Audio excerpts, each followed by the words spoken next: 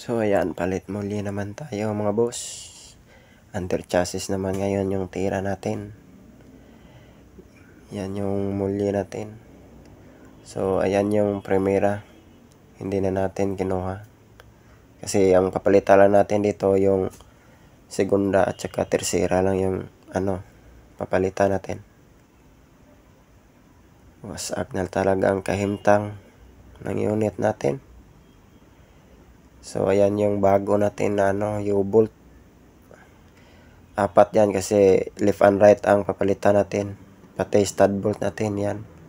Yan yung muli natin, tersera at saka segunda. Yan yung i-replace natin para makatakbo na tong unit na to. Yan, fast forward na lang tayo. Yan, naikabit na natin. Yan yung natin, segunda at saka tersera. So yan yung pinalitan natin, oh. Sobrang kinalawang na. At saka nagpalit din tayo ng shock absorber. Hindi na natin kinuha ng video. Yan, napaka-basic lang naman yan eh. Kaya na ng ibang mekaniko niyan. Yan.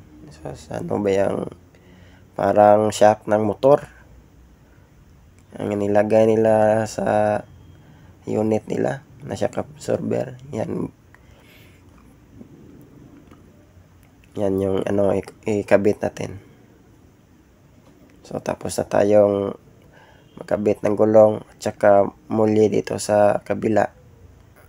Yan. Okay na yan. Pulido na yan. Ready takbo na yan. So ayan, road test na natin. Atras sa bante lang. Napakausok pa nga. Atras sa bante lang natin. Hindi naman ito naglo-low power. Kasi umusok yun kasi yung EGR niya eh. Naputol na. Yan. Atras.